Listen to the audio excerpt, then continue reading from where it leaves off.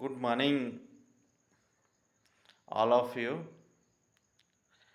आज हम लोग उत्तर प्रदेश सहायक लोक अभियोजन अधिकारी एपीओ की परीक्षा के लिए इंडियन पैनल कोड आईपीसी भारतीय दंड संहिता का जिक्र करेंगे। पिछले लेक्चर्स में हम लोगों ने उसके कुछ पार्ट का जिक्र किया था और इस लेक्चर में हम लोग आज चैप्टर 2 साधारण स्पष्टीकरण जनरल एक्सप्लेनेशंस का जिक्र करेंगे। इसमें विशेष रूप से जो एपीओ की परीक्षा में आपका डिफिनेशंस क्लास से भी क्वेश्चंस आते हैं। कौन से सेक्शन में कौन सी बातें कही गई हैं, इसका अध्ययन हम लोग आज करेंगे। इसके बारे में जानने की कोशिश करेंगे कि डिफिनेशंस क्लास में जो है कौन कौन सी चीज़ें शामिल हैं। तो सबसे पहले जो है सेक्शन 6 इंडियन पैनल कोड 1860 का सेक्शन 6 का जिक्र करेंगे हम लोग, जिसमें यह बताया गया है कि संहिता में की परिभाषा का अपवादों के अध्याधीन समझा जाना। जो भी इसमें जो आपका परिभाषा दी गई है वह अपवादों के अध्याधीन समझा जाना बताया गया है, जिसमें कहा गया है कि संहिता में सर्वत्र अपराध की हर परिभाषा, मतलब इस डिफिनेशंस जो सेक्शंस हैं उसके तहत ये कहा गया है कि अपराध की हर परिभाषा, हर दंड उपबंध और हर ऐसी परिभाषा या दंड उपबंध का हर दृष्टांत साधारण अपवाद शीर्षक वाले अध्याय में अंतर्विष्ट अपवादों के अध्याधीन समझा जाएगा। तो जब भी आप लोग आईपीसी पढ़ें तो मेरी आप लोगों से रिक्वेस्ट है कि आईपीसी की बैरेक्ट को अपने सामने जरूर रखें और उसको हाईलाइट करते रहें, चाहे येलो मार्क से चाहे रेड मार्क से। और उसके साथ जब भी लेक्चर्स में अटेंड करें तो ये सारे टूल्स आपके पास होने चाहिए, तभी जा कर के आप जो है अच्छे से, जब तक एपीओ की परीक्षा के लिए मैं आप लोगों को सबसे बेसिक फंडा बता दूं कि जब तक आप बैरेक्ट से नहीं पढ़ेंगे, बैरेक्ट्स का ज्ञान होना बहुत ज़रूरी है। किस चैप्टर में कौन सेक्शन है, किस सेक्शन में कौन सी बातें कही गई हैं, किसका क्या पनिशमेंट है, कौन से इलस्ट्रेशन दिए गए हैं, ये सारे ज्ञान आपको होने चाहिए। कि जबान पर जैसे एक रट्टू तोता होता है ना, तो रट्टू तोता जैसे आपको बनना पड़ेगा आईपीसी के लिए, सीआरपीसी के लिए और एविडेंस के लिए, तभी जा कर के आप जो है मतलब एपीओ की परीक्षा पास कर पाएंगे। तो ये सारी चीज़ें आपको ध्यान में रखनी पड़ेगी। वैसे सेक्शन 6 से जल्दी कोई सवाल नहीं आता है। और आपका सेक्शन 7 है एक बार स्पष्टीकृत पद का भाव। सेक्शन 8 के बारे में जो है लिंग के बारे में दिया गया है, क्या मेल और फीमेल क्या होंगे। तो सेक्शन 8 जो है लिंग के बारे में, जिसमें आपका जो है पुल्लिंग वाचक शब्द जहाँ प्रयोग है वहाँ हर व्यक्ति के बारे में लागू होगा, जो नर हो या नारी हो। लिंग में दोनों हैं, आपका नर और नारी दोनों शामिल हैं। और सेक्शन 9 जो है वचन से संबंधित है। जब तक कि संदर्भ से प्रतिकूल प्रतीत न हो, एक वचन द्योतक शब्दों के अंतर्गत बहुवचन आता है और बहुवचन द्योतक शब्दों के अंतर्गत एक वचन आता है।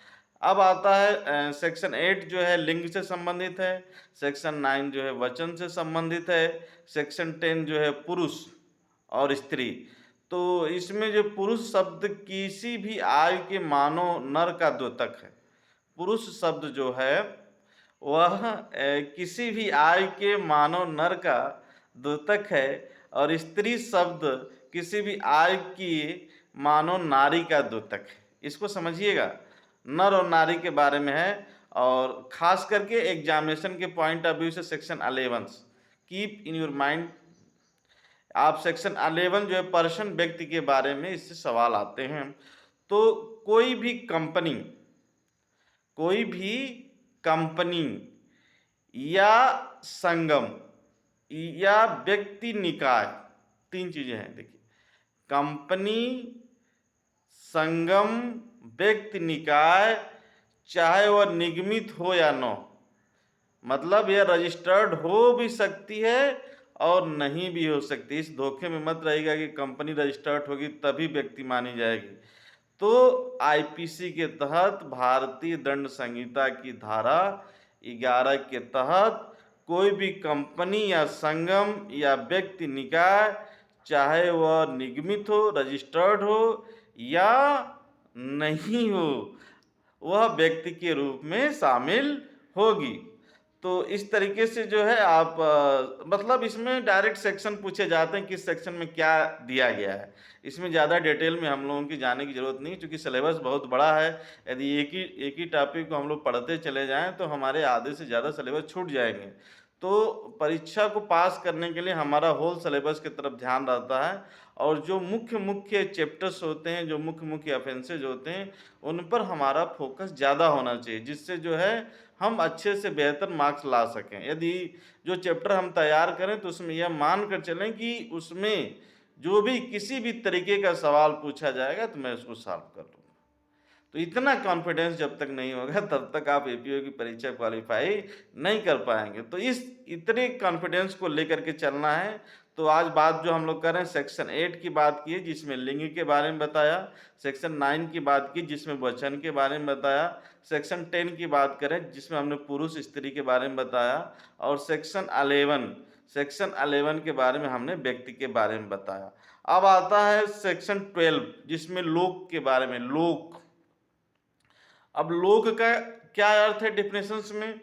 लोक का कोई भी वर्ग या कोई भी समुदाय, लोक का कोई भी वर्ग या कोई भी समुदाय लोक शब्द के अंतर्गत आता है। ये तो सामान्य डिफिनेशंस हैं। सेक्शन 12 नोट कर लीजिएगा। सेक्शन 12 में लोक के बारे में बताया गया है। लोक का कोई भी वर्ग या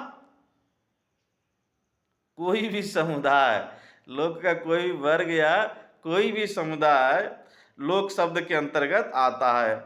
अब आता है जो है सेक्शन 13 था, जिसमें रानी जो शब्द जो है रिपील कर दिया गया है।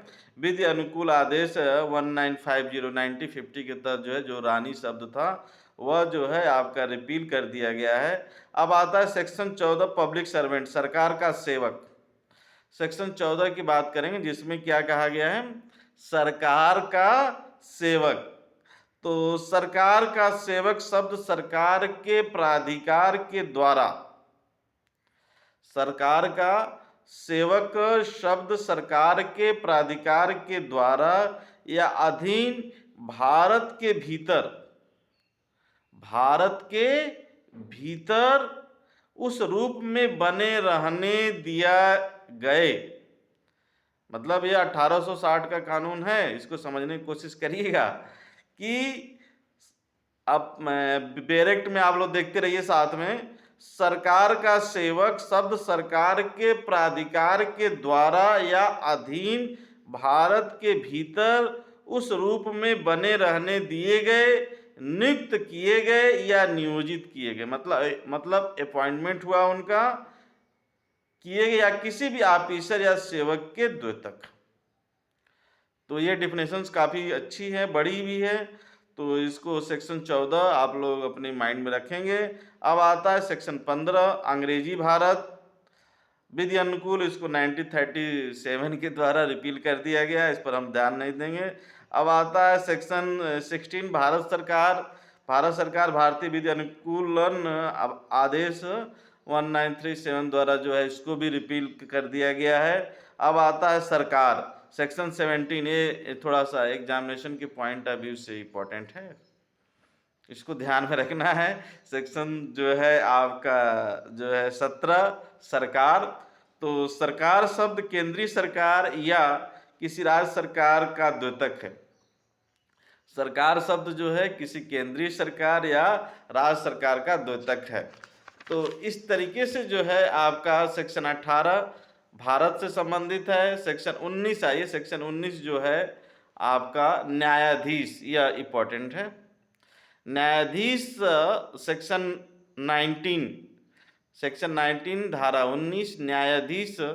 न्यायाधीश शब्द न केवल हर ऐसे व्यक्ति का द्योतक है जो पद रूप से न्यायाधीश अभिहित हो, किंतु उस हर व्यक्ति का भी द्योतक है जो किसी विधि कार्रवाई में, यह लंबी डिफिनेशन है, इसको समझने की कोशिश करिएगा कि जो किसी विधि कार्रवाई में, जो विधि कार्रवाई में चाहे वह सिविल हो या दांडिक हो, सिर्फ जो है दांडिक मामलों में भी नहीं, सिविल मामलों में भी, दीवानी और फौजदारी दोनों मामलों में भी अंतिम निर्णय या ऐसे निर्णय जो इसके विरुद्ध अपील न होने पर, ऐसे निर्णय जो इसके विरुद्ध अपील न होने पर अंतिम हो जाए, या ऐसा निर्णय जो किसी अन्य प्राधिकारी, समझने की कोशिश करिए, अंतिम हो जाए, या ऐसा निर्णय जो अन्य किसी प्राधिकारी द्वारा पुष्ट किए जाने पर अंतिम हो जाए।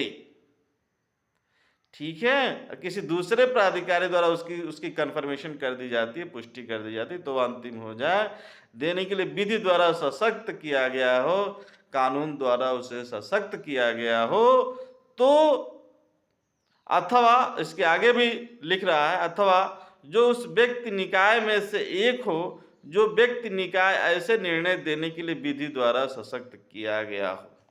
तो मतलब एक न्यायाधीश की बहुत ही लंबी डिफिनेशंस हैं, और इसमें हर एक व्यक्ति को न्यायाधीश के रूप में शामिल किया गया है, जो विधि की कार्रवाई में, जो सिविल या दंडिक हो, जिसका अंतिम निर्णय हो, या अंतिम निर्णय या ऐसे निर्णय के जिसके विरुद्ध अपील न होने पर अंतिम हो जाए।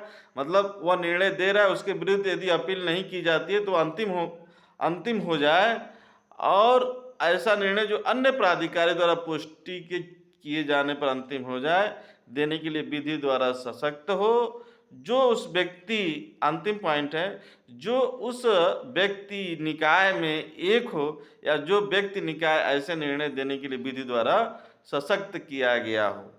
तो ये सारी चीज़ें जो हैं आपको जो है न्यायाधीश जो शब्द है ये काफ़ी, यह धारा जो है न्यायाधीश शब्द को परिभाषित करती है, इसको थोड़ा सा समझने की कोशिश करिए।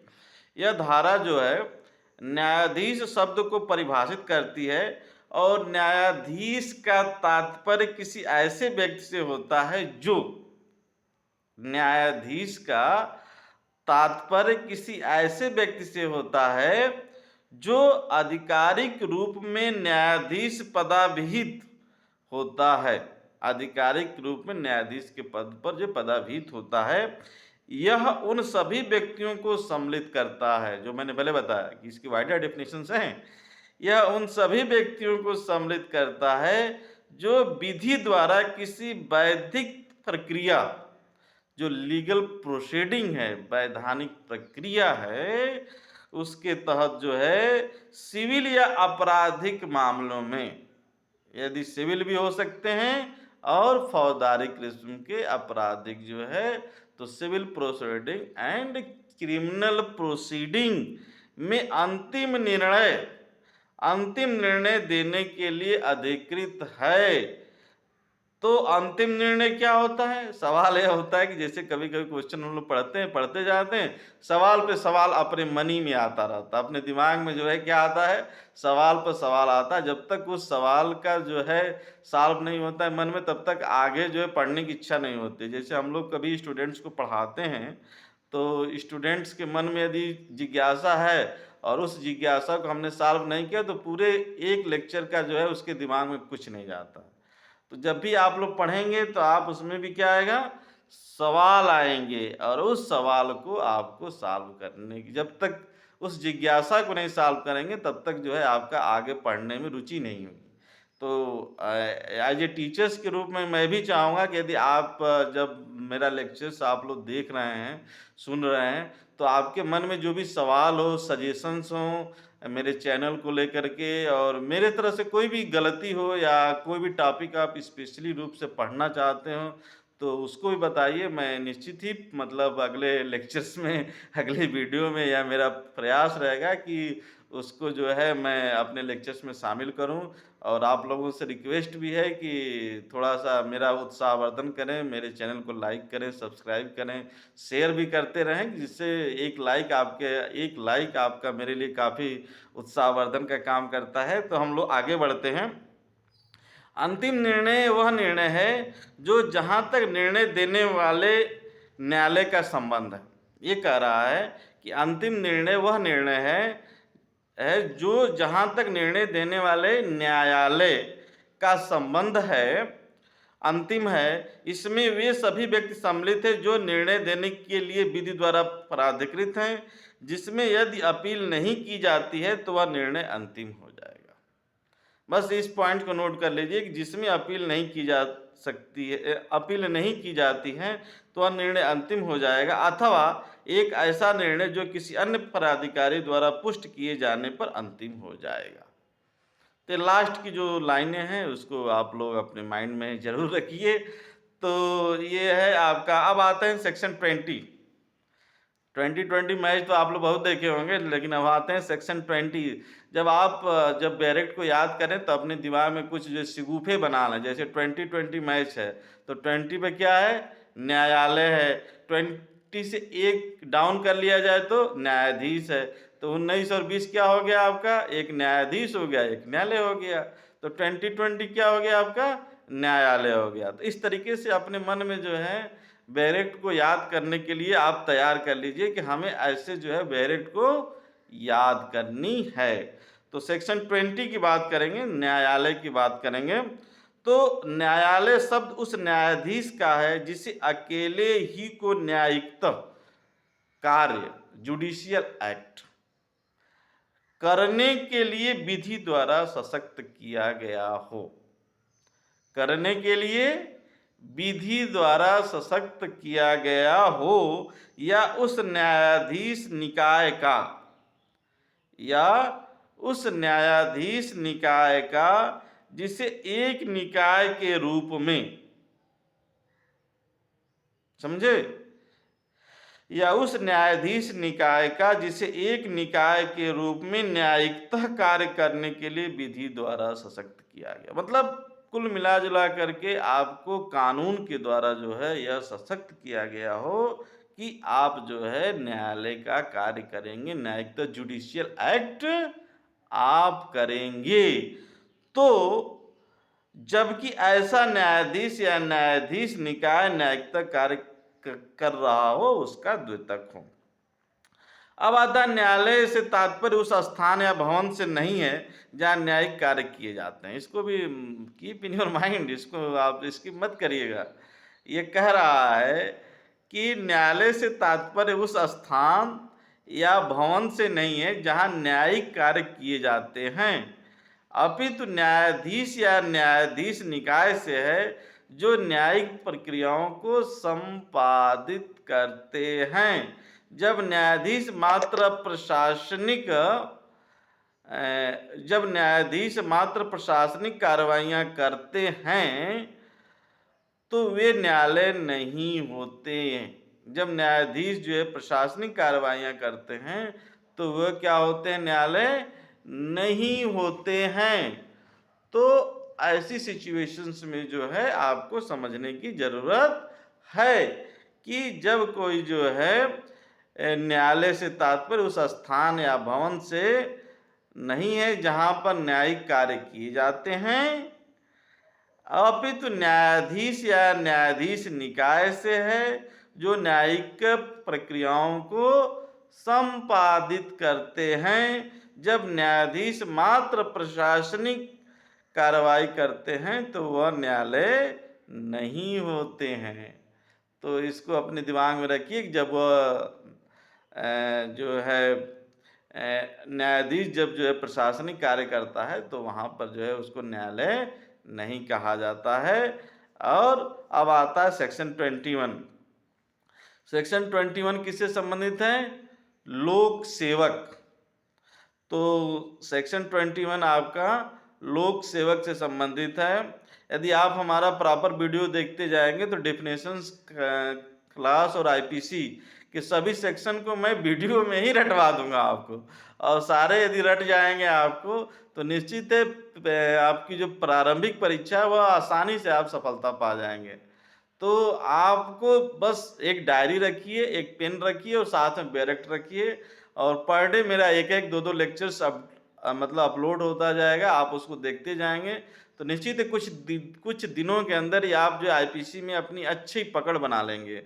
तो बात कर रहे थे सेक्शन 21 का, जो क्या करता है, लोक सेवक है। लोक सेवक शब्द उस व्यक्ति का द्योतक है जो एतस्मिन पश्चात निम्नगत वर्णनों में से किसी में आता है, पहला, दूसरा, तीसरा, चौथा, पांचवा, छठवां, सातवां, आठवां, नौवां। इस तरीके से कुछ जो पहला है जो विधि अनुकूल आदेश द्वारा रद्द है, रिपील कर दिया गया। दूसरा, भारत की सेना, नौसेना, वायुसेना या आयुक्त ऑफिसर। तीसरा है हर न्यायाधीश जिसके अंतर्गत समय कम है, जिसके अंतर्गत कोई भी व्यक्ति आता है जो किन्हीं न्यायिक कृत्यों का, चाहे वह स्वयं या व्यक्तियों के किसी निकाय के सदस्य के रूप में निर्वहन करने के लिए विधि द्वारा सशक्त हो। चौथा, न्यायालय का हर ऑफिसर जिसके अंतर्गत समापक, रिसीवर, कमिश्नर आता है, जिस या कोई दस्तावेज बनाना, अधिक प्रमाणित करना, रखे रहना, संपत्ति का भार संभालना, संपत्ति का बेवन, ये सारे आदेशों का निष्पादन जो व्यक्ति करता हो। पांचवा है किसी न्यायालय या लोक सेवक की सहायता करने वाला हर जूरी सदस्य। छठवां जो हर माध्यम अन्य व्यक्ति जिसको न्यायालय द्वारा किसी अन्य सक्षम लोक प्राधिकारी द्वारा कोई मामला या विषय विनिश्चित या रिपोर्ट को जो है निर्देशित किया गया हो। सातवां, हर व्यक्ति जो किसी ऐसे पद धारण करता हो जिसके आधार पर वह किसी व्यक्ति को परिरोध करने के लिए सशक्त हो। इस तरीके से 8-9 पॉइंट्स हैं जिसको आप लोग पढ़ लीजिएगा। 10वां, 11वां, 12वां पॉइंट है। तो ये सारे जो है आपका लोक सेवक में आएंगे और आयुक्त वगैरह में हैं, कमिश्नर वगैरह हैं भाई। अब आता है सेक्शन 22, जंगम संपत्ति। यह इंपॉर्टेंट है। जंगम संपत्ति आपका है सेक्शन 22। जंगम संपत्ति शब्द से यह आशयित है कि इनके अंतर्गत हर भांति की मूर्त संपत्ति आती है, किंतु भूमि और वे चीजें भी जो भूबद्ध हो, भूबद्ध किसी चीज से अस्थायी रूप से जकड़ी हुई हो, इसके अंतर्गत नहीं आती। जो अस्थायी रूप से जकड़ी हुई है वह इसके अंतर्गत नहीं आती है। तो यह एक तरीके से जो है मूर्त जंगम संपत्ति इस धारा के अंतर्गत सभी प्रकार की मूर्त योग्य देखने की संपत्ति तक ही सीमित है, किंतु भूमि तथा भूबद्ध वस्तुएं इस सीमा से अलग हैं।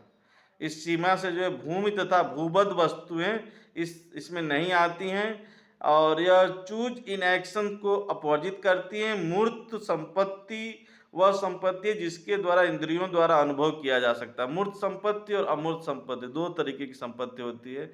एक जो मूर्त है जो आपको सामने से दिखाई देती है, जो इंद्रियों जो है आपका इंद्रियों द्वारा अनुभव हो सकता है। तीसरा अमूर्त संपत्ति होती हैं जो इंद्रियों द्वारा अनुभव नहीं की जाती हैं, जैसे आपका जो ट्रेडमार्क्स, जो आपका जो मेंटल चीज़ें, IPR है, इंटेलेक्चुअल प्रॉपर्टी राइट हैं, ये सारी चीज़ें हैं।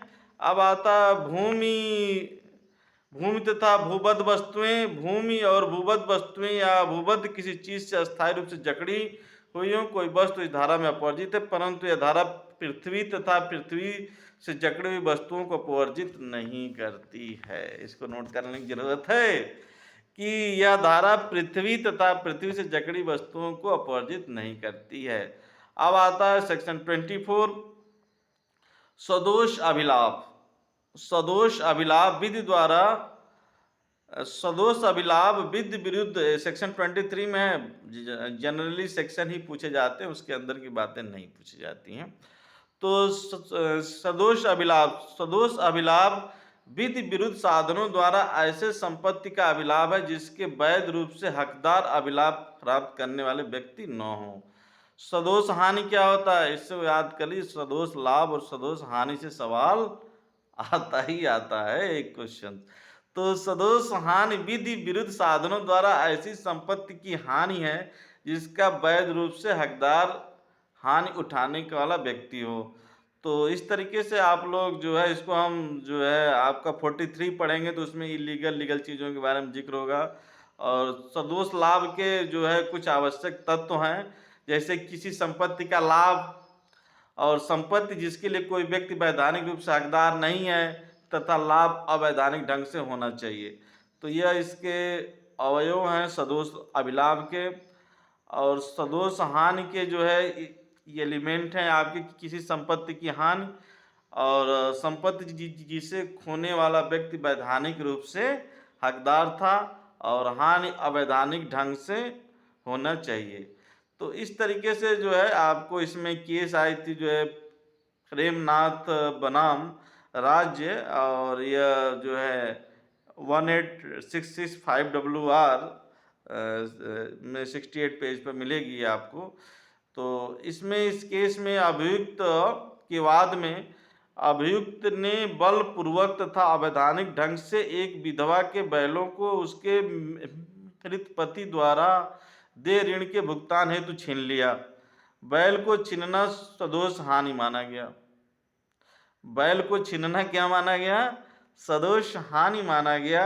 किंतु पशुओं को अवैधानिक रूप से अभिकृत करना, सीज करना, उन्हें मवेशी खाने में मालिक कथित खर्चे में डालना, उस असुविधा पहुंचाने तथा खिजाने के आशय से भोजन सदोष हानि नहीं है।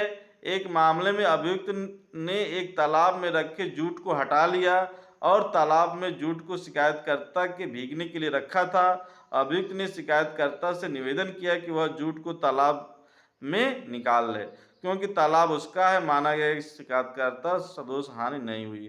तो इस तरीके से आपको जो है बस इतना ही याद करना है। सेक्शन 23 जो है सदोष अभिलाभ और सदोष हानि से संबंधित है, और सेक्शन 24 आपका बेईमानी से संबंधित है। तो सेक्शन 24 का जिक्र अब हम लोग कल करेंगे। तो आज जो है समराइज वे में हम लोग बात कर लें कि कौन कौन चीज़ों की बात आज हम लोगों ने किया। आज जो है चैप्टर 2 में जो है साधारण स्पष्टीकरण, जनरल एक्सप्लेनेशंस की बात करी, जो सेक्शन 6 में बताया गया है। सेक्शन 7 को पढ़ा, सेक्शन 8 में लिंग के बारे में पढ़ा, सेक्शन 9 में जो है वचन के बारे में पढ़ा, सेक्शन 10 में जो पुरुष स्त्री के बारे में पढ़ा, सेक्शन 11 में व्यक्ति के बारे में पढ़ा, सेक्शन 12 में लोक के बारे में पढ़ा, सेक्शन 13 में रानी के बारे में पढ़ा, सेक्शन 14 में आपका जो सरकार का सेवक पढ़ा, सेक्शन 15 में अंग्रेजी भारत, सेक्शन 16 में भारत सरकार, सेक्शन 17 में सरकार पढ़ा, सेक्शन 18 में आपका भारत पढ़ा, सेक्शन 19 में जो है न्यायाधीश पढ़ा, और सेक्शन 20 में आपका न्यायालय पढ़ा, सेक्शन 21 में जो है लोक सेवक पढ़ा, और सेक्शन 21 काफ़ी बड़ा था, लेकिन मैंने इसको बहुत शॉर्टकट में ख़त्म कर दिया। और आपका सेक्शन 22 में जो है, सेक्शन 22 में क्या था?